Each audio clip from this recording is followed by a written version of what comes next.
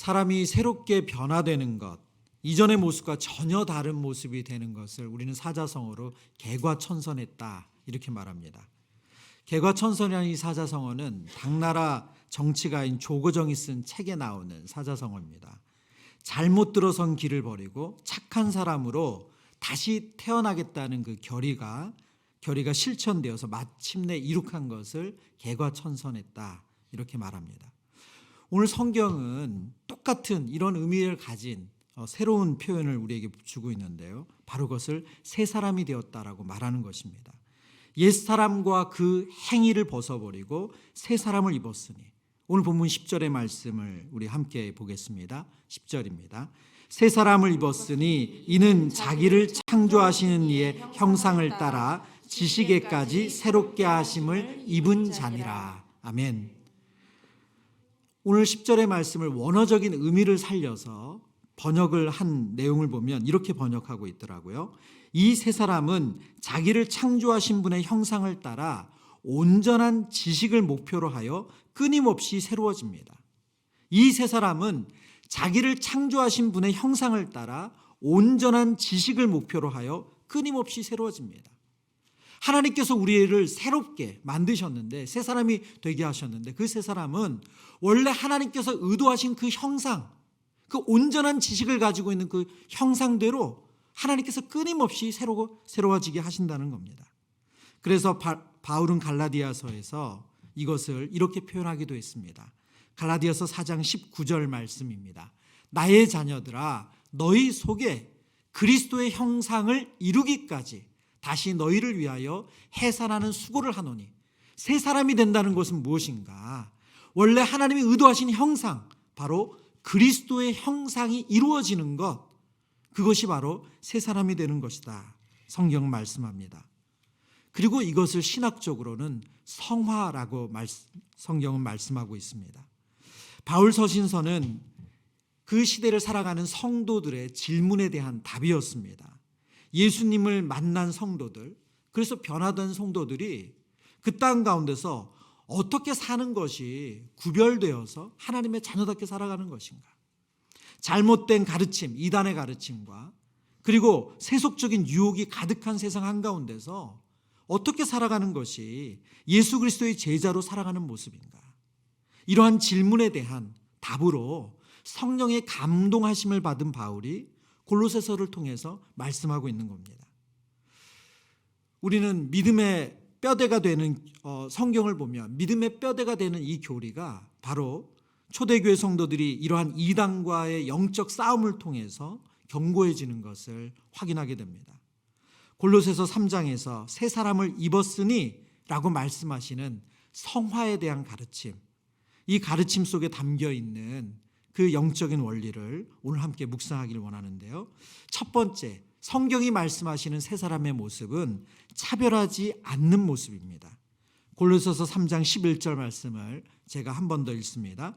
거기에는 헬라인이나 유대인이나 할레파나 무할레파나 야만인이나 스구디아인이나 종이나 자유인이 차별이 있을 수 없나니 오직 그리스도는 만유시요 만유 안에 계시니라. 10절 말씀에 새 사람을 입었다라고 바울이 선언한 후에 바로 이어서 그리스도 안에서 새롭게 된 사람은 어떤 특징을 가지는가, 어떤 모습으로 살아가는가, 차별이 없다는 거예요. 그리고 당시 문화 속에 있는 차별이 없는 그 내용을 하나하나 열거합니다. 말하자면 꼭 당시에 있는 그런 차별의 벽들을 깨트리는 거죠. 그 첫 번째가 헬라인과 유대인에 대한 차별이었습니다. 유대인들 안에는 자신들은 선민이라는 사상이 아주 강했습니다. 하나님께서 혈통적으로 아브라함의 자손 삼아서 자신들은 선택하셨다. 우리는 택한 백성이다. 그래서 자신들은 선민이고 혈통적으로 선민이고 그 외에 다른 사람들은 하나님께 택함 받지 않은 사람들인 거죠. 그렇기 때문에 그들은 차별했습니다. 그 대표적인 것이 오늘 본문에 나오는 헬라인이나 유대인이나 라는 표현입니다. 두 번째, 이것은 바로 인종적이고 국가적인 차별을 이야기하는 거죠.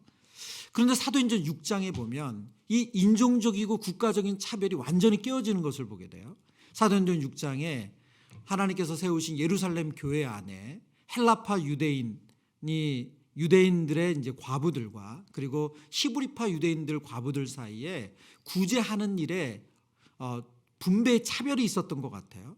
언어가 잘 통하는 히브리파 유대인들에게는 매일의 구제가, 말하자면 지금 우리나라 상황으로 말하면 이제 우리가 좀 혼자서 식사하기 어려우신 분들에게 반찬을 배달하는 일을 하잖아요. 그런 봉사를 한다고 했을 때 히브리 언어를 쓰는 사람들, 대부분의 유대인들이 히브리 언어를 쓰겠죠. 그들에게는 매달 봉사 그 반찬이 잘 배달되는 거예요. 그러나 헬란말을 쓰는 과부들에게는 그 구제가 제대로 가지 않는 겁니다. 이것으로 인해서 교회 안에 큰 다툼이 생겼습니다. 이 문제를 해결하는데 사도들이 기도하면서 어떤 결정을 하냐면, 성령과 지혜가 충만하여 칭찬받는 사람, 예루살렘 교회 안에 성령과 지혜가 충만하여 칭찬받는 사람 7을 택하여 세웁니다. 그분들이 바로 7 집사님이죠. 그분들의 이름이 이래요. 스데반, 빌립, 브로고로, 니가노로, 디몬, 바메나, 니골라. 그러나 여러분, 이 7사람 모두의 이름이 헬라 이름이에요. 이것은 무엇을 알려주는 거냐면, 사도들은 의도적으로 헬라 이름을 쓰는 헬라적인 배경을 가진 사람들을 세워서 헬라파 유대인들을 돕게, 헬라파 과부들을 돕게 했다는 거예요. 여러분, 이것을 통해서 혈통적이고 국가적인 그 벽을 하나님께서 깨신 거죠. 오늘 본문에 보면 그 다음이 무할레파나 무할레파냐, 그것을 가지고 얘기합니다. 이것은 할례 유물을 가지고 차별이 생겼다는 거예요. 무슨 차별을 말하냐면 종교적인 차별을 말합니다. 지금도 모슬렘 국가에서는 자신의 종교가 무슬림이 아니고 기독교인이라고 본인이 그렇게 체크를 하거나 말하면 그 사람은 국가 공무원도 될 수도 없고, 그리고 성공의 길이 막힙니다. 반대로 역차별이 있을 수도 있겠죠. 기독교인이 아니면 차별을 한다면 그것 또한 종교적인 차별입니다. 세 번째 본문에서 야만인이나 스구디아인이나, 이것은 당시의 문화적인 차별을 이야기합니다. 당시 세계는 헬라가 전 세계를 지배한 이후에 로마가 나라를 제국으로 다스리고 있었지만 문화적으로는 헬라 문화가 아주 강하게 다스리고 있었어요. 그래서 헬라의 문화의 영향권 안에 있지 않은 나라들, 그 사람들은 야만인이라고 불렸고, 그 대표적인 종족이 스구디아인이었습니다. 이 사람들은 헬라 말에 익숙하지 않고 그런 문화적인 옷, 그런 학교에 익숙하지 않은 사람들인 거죠. 그들을 아주 야만스럽게 여겨서 차별했다는 것입니다. 그리고 마지막으로 종이냐 자유이냐, 이것은 사회적 차별이죠. 신약성경에 보면 빌레몬서라는 한 장짜리 성경이 있습니다. 이 성경의 주 내용은 뭐냐면 빌레몬과 그의 종 오네시모의 이야기예요. 빌레몬의 종이었던 오네시모가 이 주인을 떠나서 도망을 간 거죠. 근데 그가 도망쳐서 어디론가 떠돌다가 바울을 만나서 복음을 듣습니다. 그래서 다시 바울이 빌레몬에게 편지를 써서 오네시모를 청구해요. 그때 바울이 뭐라고 말하냐면, 이후로는 종과 같이 대하지 아니하고 종 이상으로 곧 사랑받는 형제로 둘지라. 당시 주종 관계가 확실한 사회적 신분, 계급 사회였던 그 문화권에서 바울은 빌레몬서를 통해서 그 계급을 깨는 거죠. 깨트리는 거죠. 종이나 자유인이나 그리스도 안에서는 아무 의미가 없다는 거예요. 그럼 무슨 근거로, 무슨 이유로 그리스도 안에서 새로워진 새 사람들은 이렇게 차별하지 않는 삶을 살아낼 수 있는가? 우리가 읽었던 골로새 3장 11절 후반부에 그 답이 있는데요. 강조한 표현만을 같이 읽어보겠습니다. 골로새서 3장 11절 그 다음입니다. 네, 우리 같이 강조된 표현 읽죠. 시작. 오직 그리스도는 만유시요 만유 안에 계시니라. 오직 그리스도는 만유시고 만유 안에 계신다. 이것을 조금 더 풀어서 설명하면 예수 그리스도가 모든 것이고 모든 것 안에 계신다, 이런 뜻입니다. 예수 그리스도가 모든 것이며 모든 것 안에 계신다. 예수 그리스도가 가장 중요한 분이시고 그 중요한 분이 모든 성도들 안에 계신다는 거예요. 혈통, 종교, 문화, 사회적 차별이 깨어지는 이유는 그것들이 그 사람을 더 중요한 사람, 더 가치 있는 사람으로 만들지 않는다는 거예요. 혈통적으로 아브라함 자손, 이스라엘 백성이라는 것이 더 가치 있는 사람으로 만들지 못한다는 거예요. 종교적으로 할례를 받았다는 것, 그런 신앙교육을 받았다는 것이 그 사람을 더 중요한 사람으로 만들지 못한다는 거예요. 태어나 보니 누군가는 종이고 누군가는 노예였는데 그것이 그 사람을 더 중요하거나 하찮게 만들지 못한다는 거예요. 왜요? 가장 중요한 분은 예수 그리스도이기 때문입니다. 그리고 그 예수 그리스도가 예수 그리스도를 영접한 모든 사람들 안에 계시기 때문에 종교, 문화, 사회, 혈통으로 차별이 있을 수 없다는 것입니다. 이것이 바로 새 사람의 모습이라는 거예요. 여러분, 그러나 참 안타깝게도 이 2000년 전에 쓰여져 있는 이 골로새서의 상황에서도 이런 차별이 그리스도 안에서 깨어지고 있는데 2000년이 지난, 그리고 이 복음이 전해지고 진리 안에 있는 요즘도 사회와 교회 안에 차별이 있다는 것이 너무 안타깝죠. 제가 예화 중에 잊지 못하는 예화가 있는데 총신대 교수로 지내셨던 김지찬 목사님이 이제 설교하시는 내용에 쓰신 예화였어요. 이게 본인의 예화를 쓰셨는데 설교 중에 그런 얘기를 하시는 거예요. 자녀가 학교에서 당한 일을 얘기하시는데 김지찬 교수님이 사시는 그 지역이 주택단지셨나 봐요. 주택단지였고, 그리고 그 아이가 목사님의 이제 자녀가 그 다니는 학교의 대부분의 이제 학군이 아파트에 있는 아이들이 많고 주택단지에 있는 아이들은 소수였던 것 같아요. 그런데 이제 아파트에 있는 학부모님들이 그 아이들을 향해서 주택것들이라고 부른다는 거예요. 주택것들이 우리 학교 와가지고, 주택것들이 우리 학교 와서 학교 분위기를 망친다고. 목사님 설교 중에 이제 그런 이야기를 하셨어요. 여러분, 뭡니까? 사는 지역을 가지고 차별을 하는 거죠. 여러분, 교회 안에 직분을 가지고 차별이 있는 경우도 있습니다. 만약 우리 교회 안에 직분을 받으신 분들의 자리가 정해져 있다. 여러분, 만약 그런다고 한다면 그것은 직분을 가지고 사람을 차별하는 거죠. 예배를 섬기기 위해서 사회나 기도, 특송, 그 역할을 위해서 자리를 배정할 수는 있습니다. 그러나 장로인가, 권사인가, 집사인가, 그 직분에 따라서 그 사람의 자리가 정해져 있다면 그것은 교회 안에 직분을 가지고 사람을 차별하는 것이죠. 하나님께서 목사, 장로, 권사, 집사 등의 섬김을, 교회를 섬기기 위해서 역할을 주셨습니다. 이거는 기능으로 주어진 것이지 누구보다 더 나은 사람이거나 더 높은 사람이라는 뜻이 아닙니다. 그러면 교회 안에서 리더십의 권위가 존중받아야 되는 이유는 무엇입니까? 왜 목사님 혹은 장로님, 그런 직분을 받은 교회 안에 또 역할을 맡으신 순장님들의 그 권위가 존중받아야 하는 것이죠. 그것은 하나님의 말씀의 권위가 훼손받지 않기 위해서 그런 것입니다. 그리고 교회의 질서를 지켜서 하나님께서 교회에게 맡기신 그 사명에 집중할 수 있도록 하기 위해서 교회 리더십을, 그 권위를 존중하는 것이죠. 그분들이 더 특별하거나 더 나은 사람이어서가 아니라는 거예요. 그리스도 안에 있는 모든 사람은 평등합니다. 그것은 그리스도가 만유해 주시고 만유 안에 계시기 때문에 그렇습니다. 그러면 세 사람의 모습 두 번째는 무엇인가? 그것은 바로 예수님의 성품을 담는 모습입니다. 골로새서 3장 12절과 13절 말씀을 같이 읽어보겠습니다. 그러므로 너희는 하나님이 택하사 거룩하고 사랑받는 자처럼 긍휼과 자비와 겸손과 온유와 오래 참음을 옷 입고 누가 누구에게 불만이 있거든 서로 용납하여 피차 용서하되 주께서 너희를 용서하신 것 같이 너희도 그리하고. 아멘. 오늘 성경은 앞에서 새 사람을 입었으니 그리스도 안에서 변화된 성도를 새 사람이라고 표현했는데 오늘 우리가 읽은 골로새 3장 12절에서는 이걸 좀 다른 표현으로 또 쓰고 있어요. 바로 12절 한 번만 더 보여주시겠어요? 12절입니다. 네. 너희는 하나님이 택하사 거룩하고 사랑받는 자처럼. 새 사람이란 어떤 사람인가? 하나님이 택하신 사람이래요. 그리고 하나님이 구별해서 거룩하게 한 사람이래요. 그리고 하나님이 사랑하는 사람이 바로 새 사람이다 말씀합니다.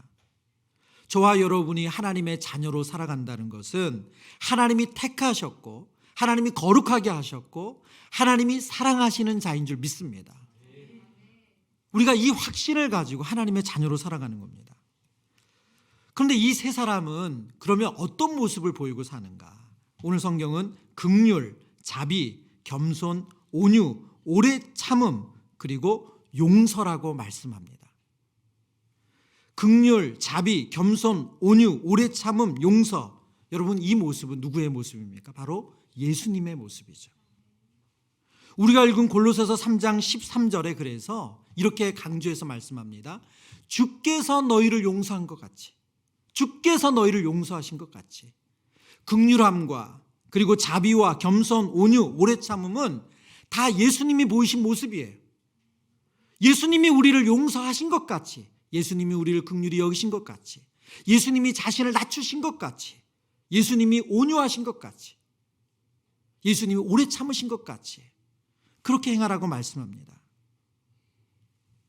이 말씀은 복음서에서 예수님께서 전하신 메시지와 동일한 메시지죠. 마태복음 18장에 예수님께서 베드로와의 대화 가운데 용서할 줄 모르는 종에 대한 비유를 하세요. 우리에게는 1만 달란트 비유로 잘 알려져 있습니다. 그 비유의 결론이 이렇죠. 마태복음 18장 33절과 35절입니다. 33절 말씀. 내가 너를 불쌍히 여긴 것 같이 너도 내 동료를 불쌍히 여김이 마땅하지 아니하냐 하고 35절 같이 읽습니다. 너희가 각각 마음으로부터 형제를 용서하지 아니하면 나의 하늘 아버지께서도 너희에게 이와 같이 하시리라. 아멘. 1만 달란트라는 천문학적인 돈, 셈이 안 되는 그 돈을 탕감받은 그 종이라면, 하나님께서 그런 용서를 해준 사람이라면, 그런 용서를 받은 사람이라면 똑같이 그렇게 해야 된다는 거죠. 먼저 하나님께서 우리에게 그런 용서를 베풀어 주셨고 이제 그렇게 하라고 말씀하시는 겁니다. 우리는 사람과의 관계 속에서 그것이 부모 자녀와의 관계든 형제와의 관계든 누구와의 관계든 셈을 누가 더 많이 손해를 보았는가, 그 셈을 가지고 시시비비를 가리는 거죠. 그 계산에 반드시 들어가야 하는 것이 우리가 받은, 하나님께 받은, 예수님께 받은 용서라는 거예요. 그런데 주께서 우리를 용서한 것 같이 이것을 빼놓고 계산할 때가 우리가 참 많습니다. 그러다 보니 왜 나는 그렇게 오랫동안 내가 애썼는데 지금 또 이렇게 해야 돼? 우리가 그런 마음을 갖게 되는 거죠. 골로새서 3장 14절에 오늘 본문이 이렇게 말씀하는데요. 이 모든 것 위에 사랑을 더하라. 이는 온전하게 매는 띠니라. 오늘 본문 세 사람의 모습에서 오늘 성경은 우리에게 긍휼, 자비, 겸손, 온유, 오래 참음, 용서를 말씀하신 이후에 마지막으로 사랑을 더하라고 말씀합니다. 예수님의 성품의 결정판은 사랑이기 때문입니다.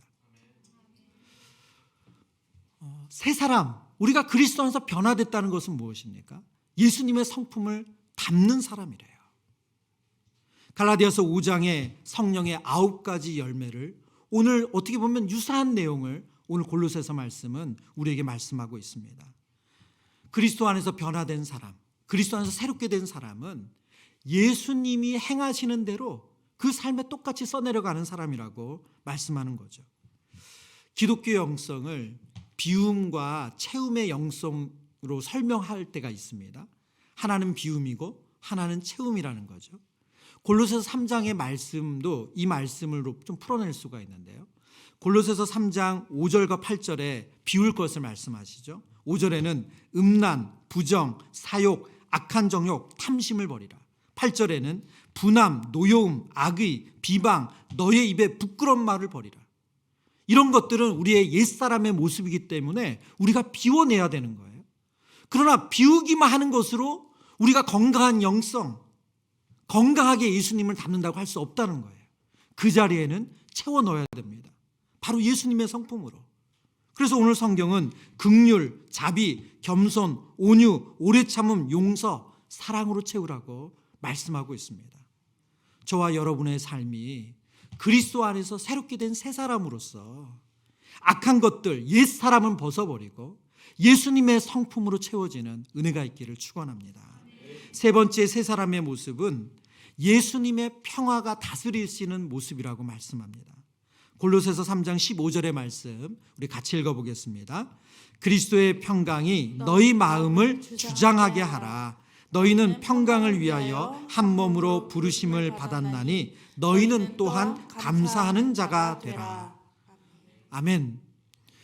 그리스도의 평강, 이 평강이라는 단어가 헬라어로 에이레나는 단어인데요, 성경에서는 평화 혹은 평안으로 자주 번역됩니다. 이게 주장하다라는 주장하게 하다라는 단어가 브라브루라는 헬라어인데 이 뜻은 주장하다, 지배하다, 결정하다는 의미를 가지고 있어요. 이걸 조금 더 그림어로 설명하면 그리스도의 평강이 너를 주장하게 하다, 이 뜻은 뭐냐면 경기장에서 심판이 결정을 내리는 것을 말합니다. 그러니까 심판의 결정하는 것처럼 평강으로 결정이 된다는 거예요. 심판의 결정이 뭐냐? 그리스도의 평화가 곧 결정이라는 거예요. 그리스도의 평화가 모든 것을 결정한다는 의미입니다.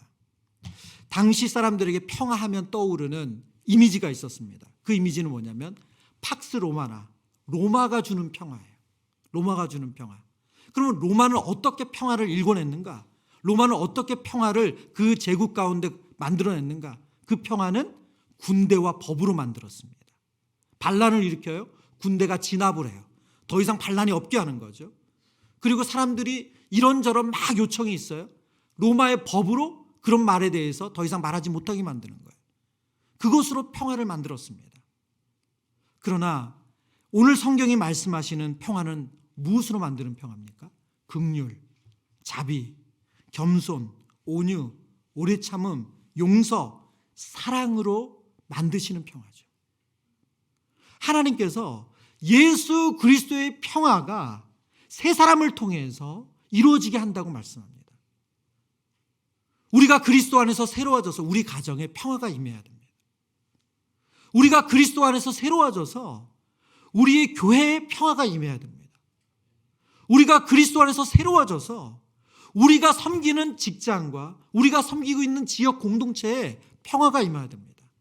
그 방법이 뭐라고요? 긍휼, 자비, 겸손, 온유, 오래 참음, 용서, 사랑으로 일궈내는 평화입니다. 에베소서 2장에 바울은 이렇게 이것을 표현하고 있습니다. 에베소서 2장 14절과 15절의 말씀 같이 읽습니다. 그는 우리의 화평이신지라 둘로 하나를 만드사 원수된 것 곧 중간에 막힌 담을 자기 육체로 하시고 법조문으로 된 계명의 율법을 폐하셨으니 이는 이 둘로 자기 안에서 한 새 사람을 지어 화평하게 하시고. 아멘. 아멘. 그는 우리의 화평이신지라 둘로 하나를 만드셨대요. 그래서 원수된 것, 중간에 막힌 덤을 자기 육체로 허셨습니다. 겸손의 왕으로 오신 예수님께서 우리를 긍휼히 여기셔서 우리를 대신해서 십자가에서 그 모든 것을 내어주심으로 우리를 용서해 주시고 이제 우리를 화목해 하는 우리에게 그 직분을 주셔서 그 역할을 감당하게 하셨습니다. 골로새서 3장을 주석한 아주 유명한 신학자가 있어요. 윌리엄 바클레이라는 신학자인데요. 그 신학자가 이 골로새 3장에 나오는 덕목들을 해석을 하면서 이런 설명을 했습니다. 여기에 나열된 덕목과 은혜 하나하나는 사람과 사람 사이의 관계가 관련된 것입니다. 여기에는 효율성이나 똑똑함 혹은 근면이나 부지런 같은 덕목이 없는 것은 그것이 중요하지 않은 것이어서가 아니라 그리스도의 가장 기본적인 덕목은 인간관계의 성격을 지배하고 결정짓는 덕목들이기 때문입니다. 기독교는 공동체적인 것입니다. 오늘 성경이 예수님의 성품을 닮으라고 말하고 세 사람에게는 이런 성품이 있어야 된다고 말하는데 왜 근면, 성실 이런 건 말하지 않는가? 그 중요하지 않기 때문이 아니라 하나님께서 세워가시는 공동체, 이 기독교가 바로 공동체적 사람과 사람이 함께 있기 때문에 이 관계를 이루어가는 것이 더 중요하기 때문이라고 말씀하는 것이죠. 그리스도 안에서 새롭게 된 새 사람으로 살아간다는 것은 공동체 안에서 건강한 일원이 된다는 겁니다. 우리가 은혜 받았다고 할 때, 우리가 정말 은혜 받았다면 그것이 우리의 가정을 평화롭게 하고 우리의 다락방을 평화롭게 하고 우리의 교회를 평화롭게 하고 우리의 직장을 평화롭게 하는 사람이 된다는 거예요. 공동체 안에 더 잘 녹아지는 사람이 된다는 거예요. 목소리 큰 사람이 된다거나 자기 주장이 강한 사람이 된다는 뜻이 아니라 더불어서 더 잘 살 수 있는 사람이 되는 것, 그것이 그리스도 안에서 새롭게 된 새 사람이라는 것입니다. 그러나 이 일이 우리가 예수님을 주인으로 모셨다고 해서 단번에 이루어지지 않는다는 것 우리가 잘 알고 있습니다. 겨울방학을 시작하면서 우리 성도님들에게 몇 권의 책을 추천도서로 추천해 드렸는데 그 중에 하나가 정서적으로 건강한 영성이에요. 그 책에 이런 내용이 나옵니다. 도스토옙스키가 쓴 까라마초프가의 형제들에 나오는 그 한 대목을 이제 설명을 하는데요. 돈 많은 한 여인이, 이분은 이제 영적인, 그러니까 구도자적인 마음이 있었던 것 같아요. 근데 경제적으로는 여유가 있으시는 여인인데 그분이 한 수도사에게 하나님의 존재를 어떻게 알 수 있습니까? 라고 아주 진지하게 질문을 합니다. 그런데 이 수도사가 뭐라고 말하냐면 어떤 설명이나 논쟁도 답을 줄 수가 없고 능동적인 사랑을 실천할 때 하나님의 존재를 알 수 있습니다. 라고 답변을 해줘요. 그러니까 이 하나님의 존재를 궁금해했던 이 경제적 여유 있는 이 부인이 자신의 이야기를 하는 거예요. 저도 그런 걸 꿈꿨다는 거예요. 자신도 그런 생활을 꿈꿨다고. 그래서 저도 다른 사람을 위해서 능동적인 사람, 베푸는 삶을 살기를 저도 꿈꾼 적이 있습니다. 그래서 어떤 때는 이제 당시 있었던 수도회인 것 같아요. 자비의 성모에 들어가서 본인이 수녀로서 청빈한 삶을 살면서 가난한 사람들을 섬길까를 생각했습니다. 그런데 수도사님, 제가 그렇게 모든 거 포기하고 청빈한 삶을 살면서 가난한 사람을 섬기는데 그 사람들이 제가 섬기는 것을 감사하지 않는 일이 생기면 어떡하죠? 그것 때문에 그 일을 못했다는 거예요. 그러면서 거기에 이제 이런 그 구체적인 예를 듭니다. 그런 구제할 분들을 섬기는데 그분들이 수프가 미지근하다거나 빵이 신선하지 않다거나 잠자리가 불편하다고 불평할 수 있지 않습니까? 이런 생각을 했다는 거예요. 그렇게 하면 내가 이렇게 애쓰는 게 무슨 소용이 있지? 그런 생각이 들었다는 거예요. 그러면서 이런 얘기를 해요. 그렇게 은혜를 모르는 사람들을 보면 어느새 꿈은 사라지고 다시 한번 하나님이 과연 계신지 의구심이 들어요. 그러자 이 현명한 수도사가 그 여인에게 어떤 대답을 하냐면 이런 대답을 해요. 현실에서 사랑을 베푸는 일은 우리의 꿈과는 달리 냉혹하고 끔찍한 일입니다. 여러분, 현실에서 사랑을 베푸는 일은 우리의 꿈과는 달리 냉혹하고 끔찍한 일이래요. 내 시간을 들여서, 내 물질을 들여서, 내 몸의 수고를 들여서 그 구제가 필요하고 그 도움이 필요하고 그런 어떤 섬김이 필요한 그 대상을 섬기면 그분들이 너무 고맙습니다. 감사하고 감격하고 이런 그 반응을 보이는 것이 아니라 냉혹하고 끔찍한 일이래요. 여러분, 저와 여러분이 그리스도 안에서 새 사람이 되어서 예수님을 닮은 성품을 가지고 그리스도의 평화를 이뤄내는 것은 냉혹하고 끔찍한 일이에요. 오늘 여러분이 은혜 받아서 집에 가서 그래, 내가 이제 아무 소리 안 하고 우리 가족들 잘 섬겨야지. 그러면 가족들이 정말 은혜 받았더니 우리 남편이 달라졌어요, 우리 아내가 달라졌어요, 우리 엄마가 달라졌어요, 우리 아빠가 달라졌어요. 그러지 않는다는 거예요.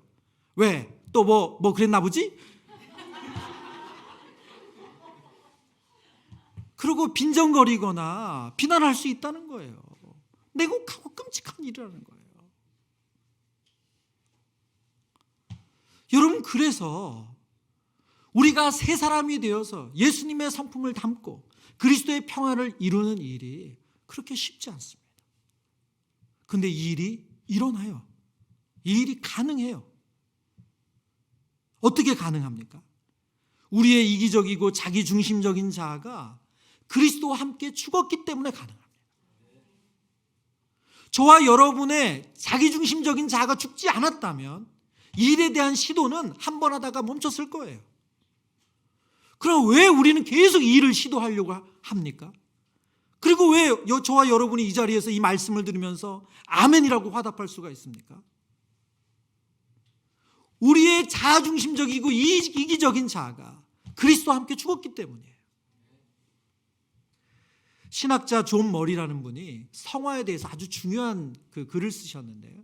그 글에 어떤 표현을 쓰셨냐면 결정적 성화라는 표현을 쓰셨어요. 이것은 개신교의 신학적으로 아주 중요한 용어인데, 그 결정적 성화의 대표적인 구절이 로마서 6장 6절이에요. 우리 같이 읽어보겠습니다. 로마서 6장 6절 같이 읽죠. 시작. 우리가 알거니와 우리의 옛사람이 예수와 함께 십자가에 못 박힌 것은 죄의 몸이 다시는 우리가 죄에게 종노릇하지 아니하려 함이니. 아멘. 아멘. 옛사람이 예수와 함께 십자가에 못 박힌 것은 그 다음에 어떻게 됐습니까? 죄의 몸이 죽었대요. 우리의 죄의 몸이 죽었대요. 이것을 가지고 존 머리는 결정적 성화가 가능한 이유라고 말해요. 우리의 죄의 몸이 죽어서 다시는 누구의 종이 아니에요? 죄의 종이 아니에요. 저와 여러분 안에 이 일이 일어났습니다. 저와 여러분 안에 죄의 몸이 죽었어요. 이것이 결정적 성화예요. 말하자면 왕권이 바뀐 거예요. 우리를 다스리는 왕이 바뀌었어요. 죄가 아니라 예수님으로 바뀌었어요. 그런데 우리 안에는 그 사실을 부정하는 잘못된 습관들, 꼭 말하면 잔당들이 남아서 계속 우리를 부추기고 우리를 유혹하기도 하지만 그 다스리는 왕권은 바뀌었다는 거예요. 이전에는 죄를 거스르고, 이전에는 죄의 종이 노예로 살 수 없는 그런 힘이 없었지만, 이제는 죄의 몸이 죽었기 때문에 우리 안에 계신 성령의 법을 따를 수 있는 길이 열렸다는 거예요. 이게 결정적 성화예요. 여러분, 우리는 예수 그리스도의 성품을 본받을 수 있습니다. 그래서 그리스도의 평화를 우리의 가정에, 우리의 교회에, 우리 공동체에 전할 수 있는 하나님의 도구인 줄 믿습니다. 말씀을 마칩니다. 오늘 성경은 성령 예수 그리스도를 믿어 새 사람이 되었다라고 말씀합니다. 그 새 사람의 모습은 바로 예수님의 성품을 본받는 것이고, 예수님이 우리에게 주신 평화를 이 땅 가운데 임하게 하는 거예요. 지금도 하나님께서 그 일을 우리를 통해서 행하고 계신 줄을 믿습니다. 오늘 이 밤에 그래서 우리 안에 계시는 성령의 법이, 저와 여러분 안에 계신 예수 그리스도께서 주인 되셔서 주신 그 성령의 역사를 통해서 다시 한번 죄의 몸이 죽었다는 것을 확인하고 예수님의 성품을 우리의 삶 속에 써내려가는 은혜가 있기를 축원합니다.